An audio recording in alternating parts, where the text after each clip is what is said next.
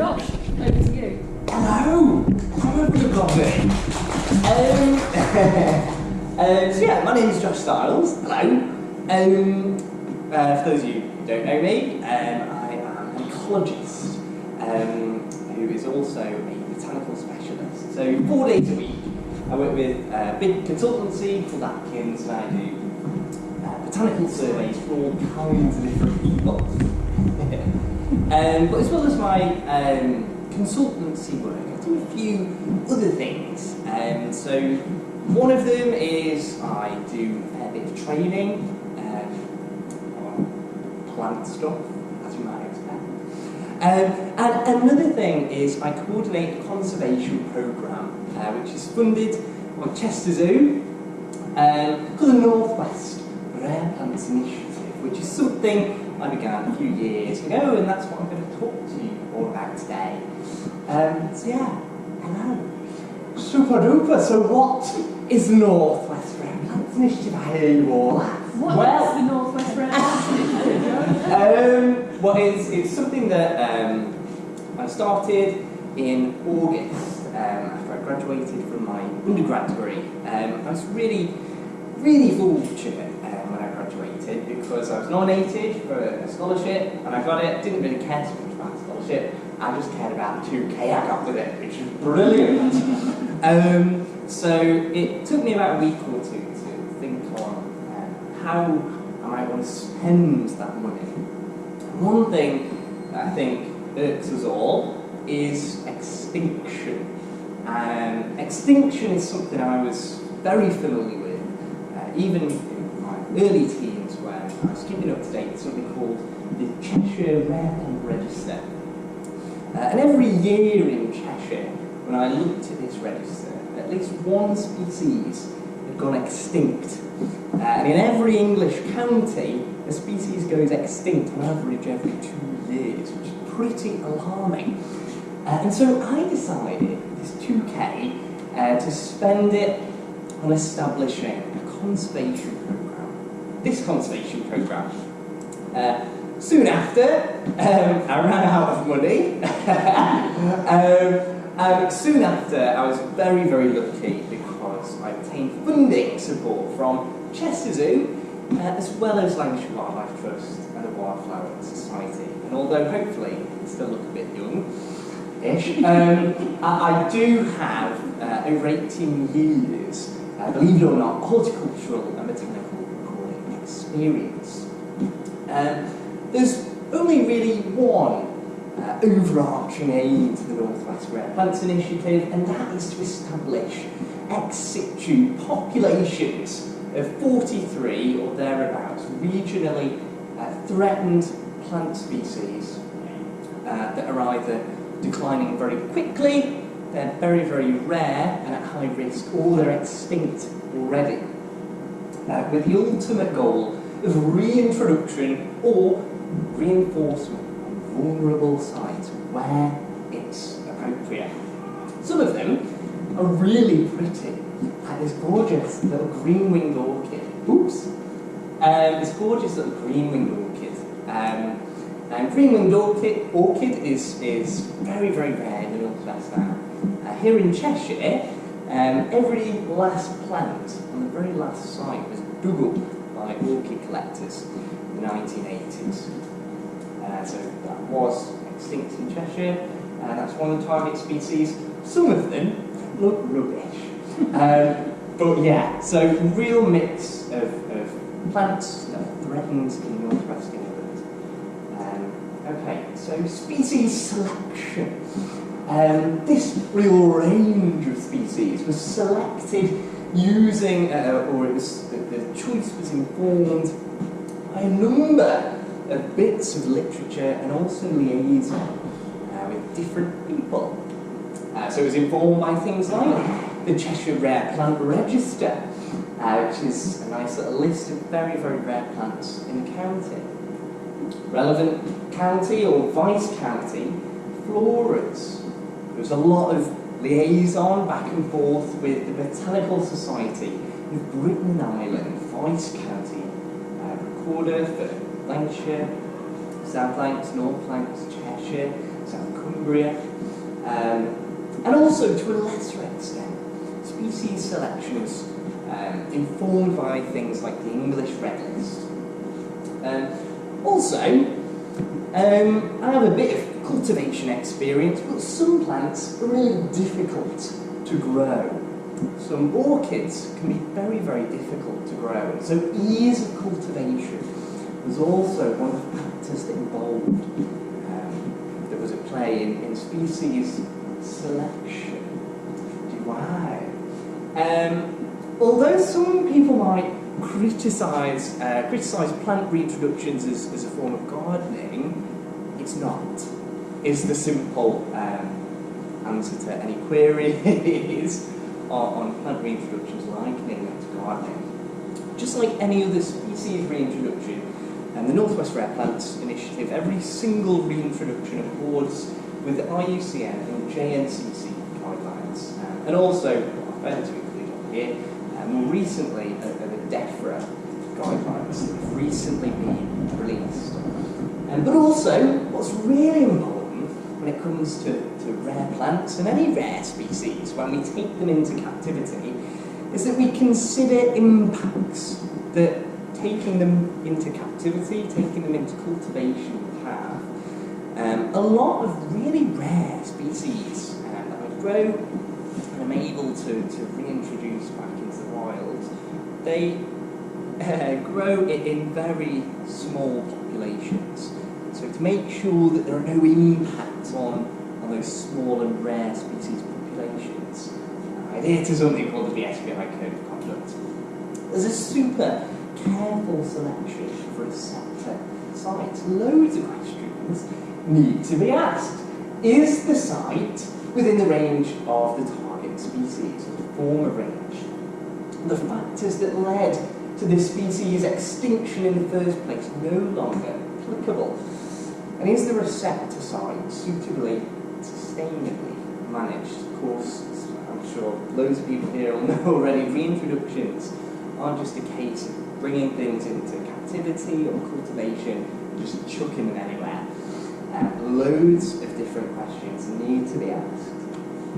And so what I do as well is I use botanical survey data to determine existing vegetation types, the different habitats and communities that exist on a site, which can inform suitability. But enough of the boring stuff. If anyone is interested to learn a bit more about protocol or an overview of my reintroduction protocol, please feel free to take a picture or write down on our website, which is nwrpi.weebly.com. Okie dokie. So since 2017, I've done a fair bit myself with the help of Chesterton and others. So since then, there have been over 50 reintroductions involving, I should say, 23 species. And they come in all shapes and sizes. We have things like this gorgeous golden bog moss at the top left, which is a sphagnum species. I'm sure you've all heard a lot of fuss about beavers, but beavers are absolute rubbish compared to this group of plants. Sphagnum mosses are real botanical beavers. They're real keystone species that are able to drastically alter and change their landscapes. They can make their surrounding environment as acidic as pickled onions by pumping out hydrogen ions, and they can retain more water than a roll of Bounty tissues. Some species can retain more than sort of 20 times their own weight in water. Golden bog moss, though, it doesn't produce capsules and spores in Britain, which is one of the reasons why, when it's lost, it's quite often gone forever, and that's what happened on the Manchester mosses, where it disappeared from. That's one target species. Another one is the great sundew, or English sundew, known from less than 20 places now in England after some seriously bad declines. It's one of 13 carnivorous species that we get here in Britain. Really voracious predator. There are things like white-beak sedge that are really important plants on raised bogs. There are orchids, like the green-winged orchid, a really beautiful plant of neutral grasslands. And there are less pretty things, and one of them is this plant here. It's called small cudweed. It's about the same size as a sewing needle. It looks a bit crap. But it's nonetheless super special. And that's another example of one of my target species. Better than a lion or a tiger is the lesser bladderwort. And the bladderworts are super special. Really interesting group of organisms that over eons of time have evolved bladder-like traps, are able to capture and digest their prey within 1/10,000 of a second. Some of the fastest plants on the planet are our bladderworts. As well as that, each individual plant can consume tens of thousands of animals every single year, and that's why tigers and lions are rubbish. Okay, and there are things as well like this tubular water dropwort, which is a plant of sort of grazing marshes and grazed grasslands. All of these incredibly interesting, incredibly fundamental to the ecosystems, the healthy ecosystems in which they inhabit, and all in the region of northwest England at least, incredibly threatened. So yeah, there's a real range of species, a real range of sort of different ecologies, adaptations that they all have. Brilliant! Okie dokie! So there's been over 50 reintroductions, 56 to be precise. Just a few statistics on the success of these plants. So of those 56, 26 of those are showing increases, quantifiable increases in abundance. 17 show no measurable change. So those could be plants that have been recently reintroduced, or they could be slow growing, they could be cysts. And 13 of those 56 are showing declines. A few examples of some of the winners include things like our voracious lesser bladderwort that is also super speedy. Unfortunately, it's not been speedy enough to adapt to some of the habitat changes that have gone on throughout, especially throughout lowland England, where it's been lost from most of its sites in the country. But it's one of our winners. It's reintroduced to the Manchester mosses after over 150 years of being extinct. From 60 plants in 2018, yeah. 2019 there was over 24,000. Yeah, that's right. In 2020 there was over 200,000 is the population estimate. And the population estimate for last year was over 2.3 million plants. So I'd be pretty safe to hedge my bets that that's been a pretty big success. Of the winners, peatland specialists, just like our lesser bladderwort, are, yeah, a lot of those winners. Peatland specialists are some of the winners, particularly those associated with raised bogs, like our lesser bladderwort, like our white-beak sedge, and our carnivorous great and long-leaved sundew. As well as those peatland specialists, some plants like this small cudweed that looks like a little sewing needle and super unimpressive, but I think it's beautiful. Things like a small cudweed are able to reproduce quickly. A lot of the winners have been plants that have been able to reproduce quickly. However, there have been some losers as well. And these tend to be, in contrast, species that are slow to reproduce and slow to spread, like our marsh club moss, grows about 5 centimetres a year. Species that have strict management and habitat requirements, being some of the losers, things like this heath cudweed here. It needs grazing or mowing, and that's failed on a couple of sites where the land managers haven't quite got the management right there. Also, unlike our peatland specialists that like it super duper wet, plants that inhabit habitats that are prone to summer desiccation are quite often among some of those losers, including our heath cudweed again. Okay, so of the 26 reintroduced plant populations increasing abundance, just to explore this a little bit more, 23, so 18%, wetland species, species that you get in marshes, swamps, peat bogs.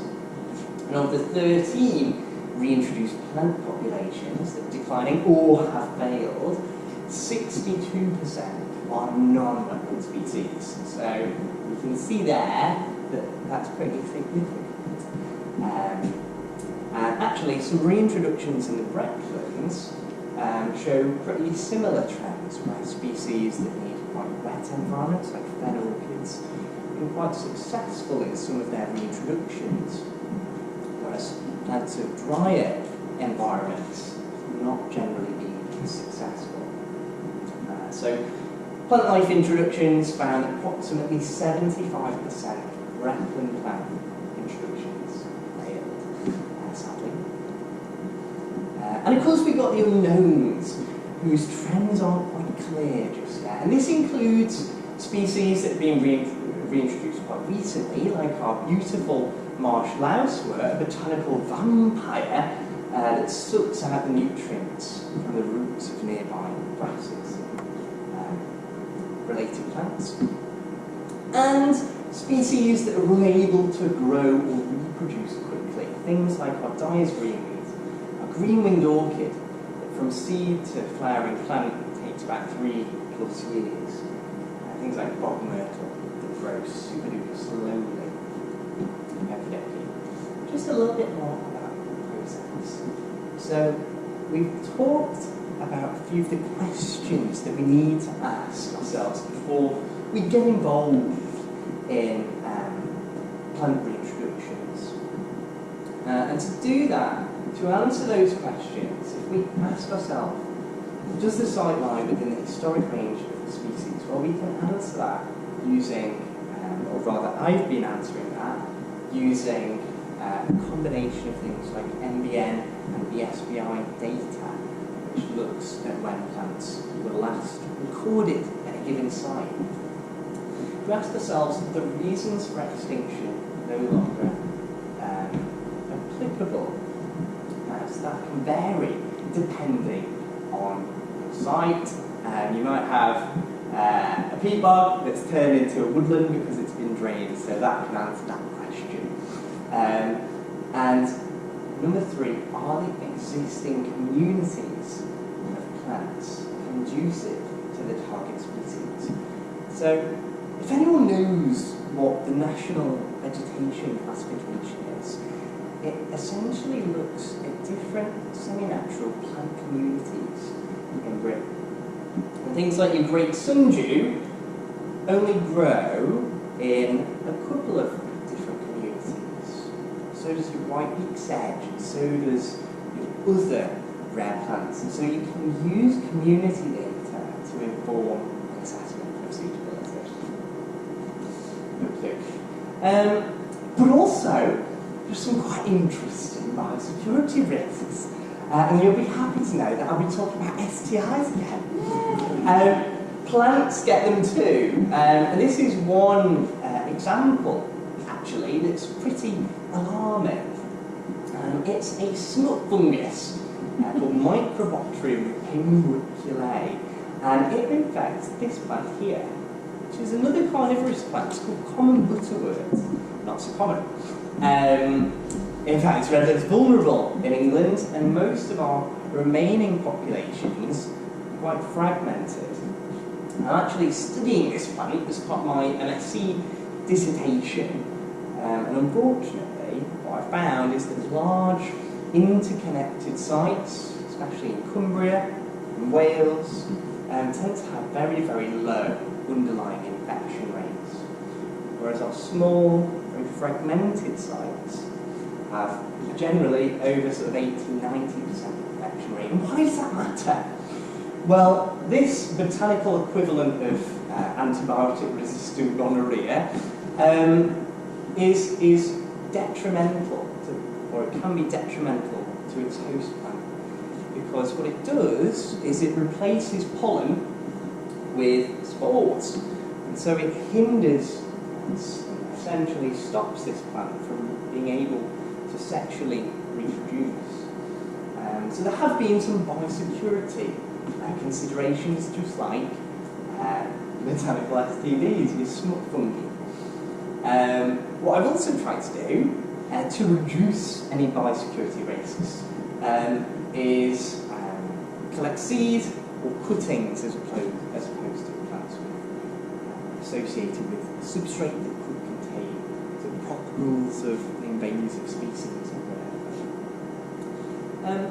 But also, as well as trying to limit the spread of invasive species and diseases through collecting seed or cuttings, what's been really important to consider is that actually some invertebrates and fungi that are of conservation importance are often closely associated with our target plants. So, for example, Trollius is a beautiful relative of buttercup. It's a globe flower, and Trollius depends upon a mutualistic fly, Scibar, which is pretty well the only pollinator. And so, yeah, lots of considerations on the front of biosecurity. As I said earlier, to make so that I'm not decimating donor populations that are often quite vulnerable themselves, sampling is always aligned with things like the SBI code of conduct. And I'll always have relevant permissions in place so that I don't get arrested. Excellent. What I've also found is that working with Natural England, actually, you might not think that reintroductions are very simple and straightforward. Once suitability has been assessed, I've actually found it's quite a simple and straightforward process, which is really good. Natural England are really on board, generally, with informed reintroductions. Found it more effective to complete meta statements, justifications, and exam forms myself as well. So what I've tended to do is not ask site owners to complete forms. I've just done it for them, which is a bit more effective. Excellent. Other lessons learned. Plants. Plants are massively different to one another. We might think of them as these static organisms. They're really, really not. They're just as voracious and different as the animals that we see in our zoos or outside or wherever.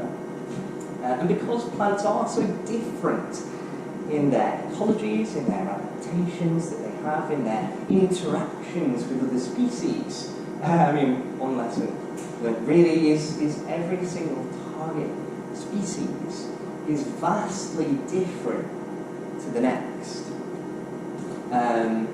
And one thing I found as well is that research into conservation evidence, ecology, and the species associations is always worthwhile. So I might not have known about the Scibar fly that's associated with this beautiful globe flower, or I might not have known about the botanical STD associated with our common butterwort. Excellent. And very lastly, And what I've also learned is it's not just about rare plants. On heavily degraded sites like a lot of our raised bogs, keystone species, including some sphagnum species, are missing that actually the rarer plants need as a substrate, particularly things like this sphagnum here, it's papillose bog moss.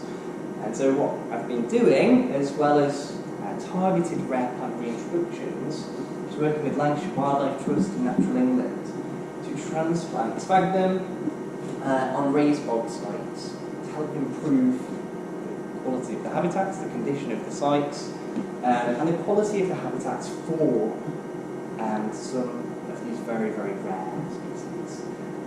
So I've planted sphagnum over like 3 hectares of raised bog with the help of some volunteers as well. And a lot of these transplants, sphagnum transplants, can grow really quickly too, which is great. So in 7 months, initial sphagnum transplants, every single one of them, was successfully growing most patches, increasing in area by over 400% and they'll continue to grow. So here's like an example. Super duper. I think that's the end of it, yeah. Excellent, thank you very much.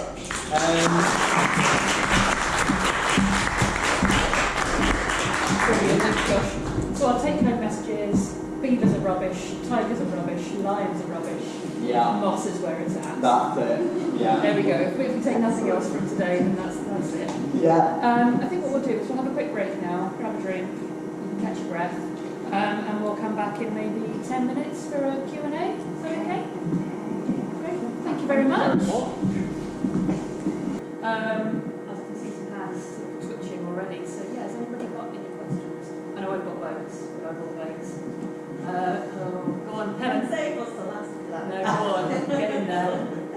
So you mentioned there, Josh, about Manchester mosses, which for some people that might not know are a sort of spread of triplocytes, specially desiccated sites, and obviously with peat and plants, and that's obviously a folk area you've been working very specialist. Are there any sites whereby the human-plant conflict is a big issue that maybe green hay can have a positive impact? Maybe that might be a beach somewhere, John. I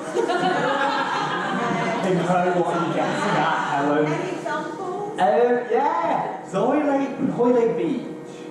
Oh really? Didn't know about that.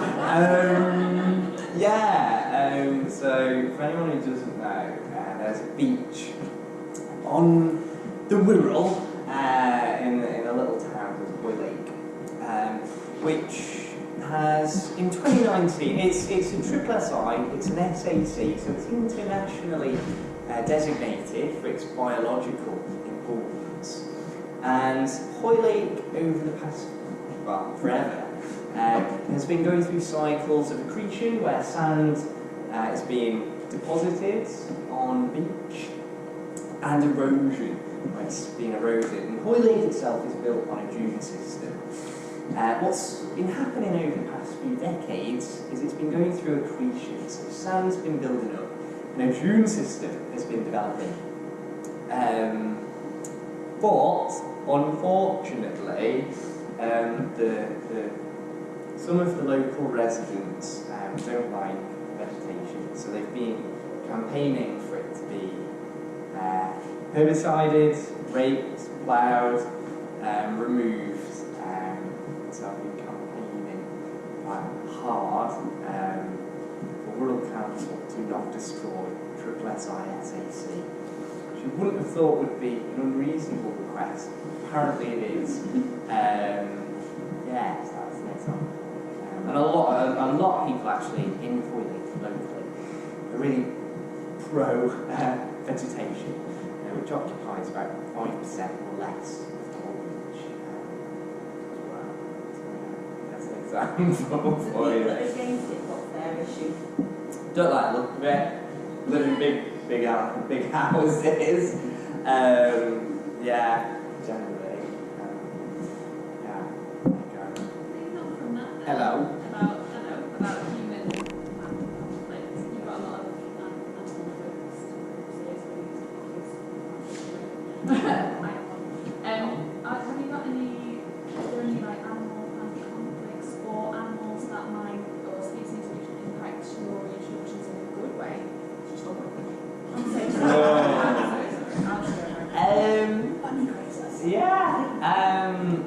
of the plants actually that sort of focus on, apart from some of the plants you find in raised beds, they need grazing, they need growing.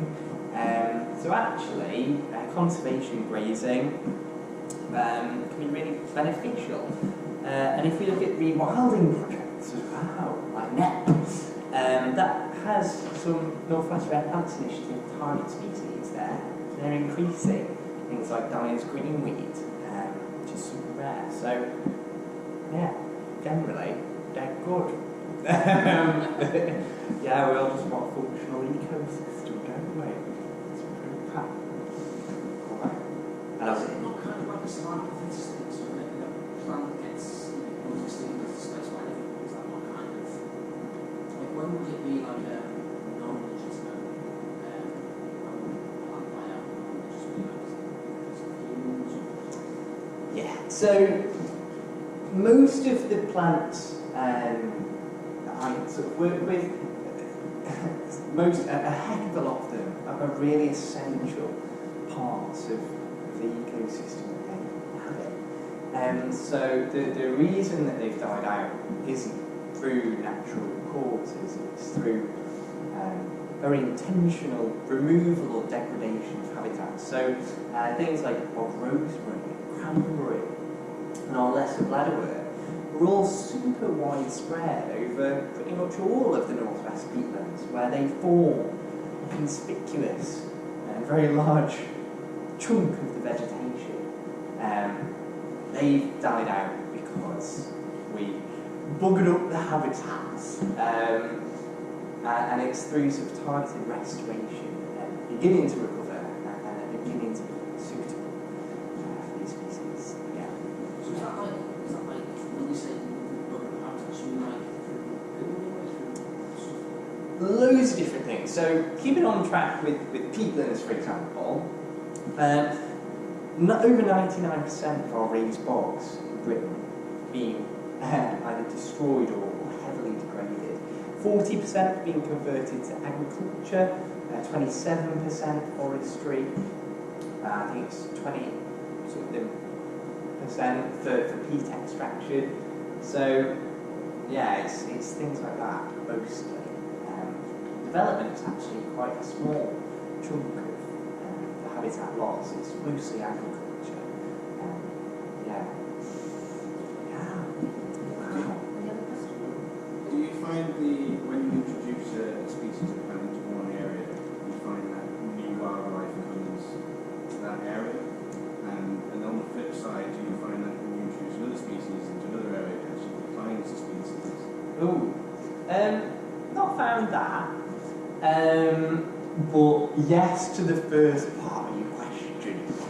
So things like your lesser bladderwort occupy a niche that's not filled by anything else. It's open water on peatlands, you raise bogs.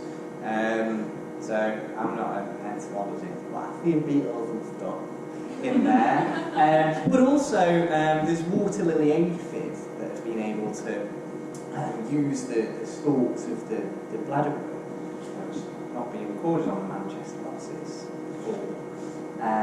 There are things that are obligate associates of some of these species. So bog rosemary is host to a nationally rare fungus that causes the stems to go and turn a barley pink colour.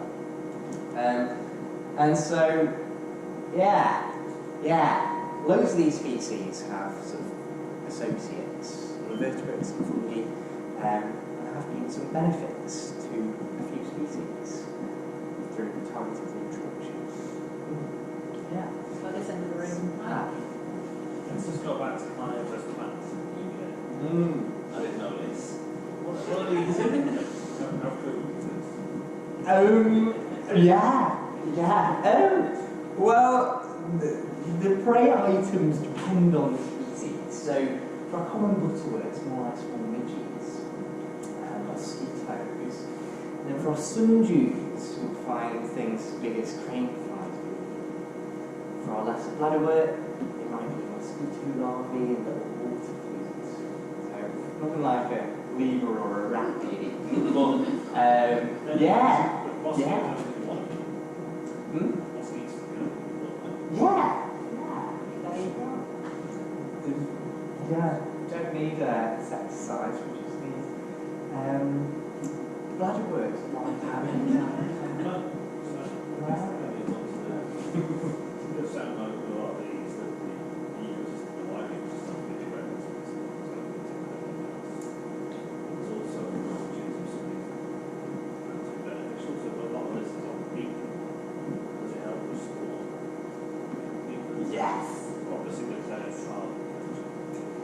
Yeah. So, I mean, when you drain a peat bog and it loses its sphagnum and this peat-forming layer of vegetation built with loads of different species, as well as mainly sphagnum mosses, you get their peat and it starts emitting carbon.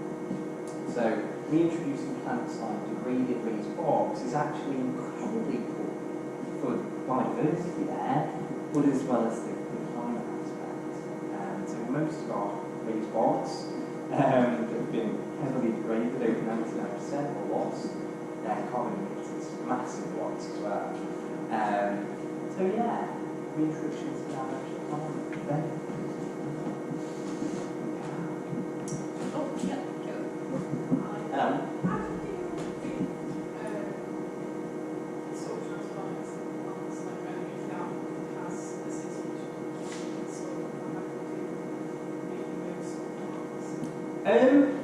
So although I cultivate quite a lot, there are things like the green-winged orchids, that I do translocate from large populations. So yeah, do some translocation is the answer.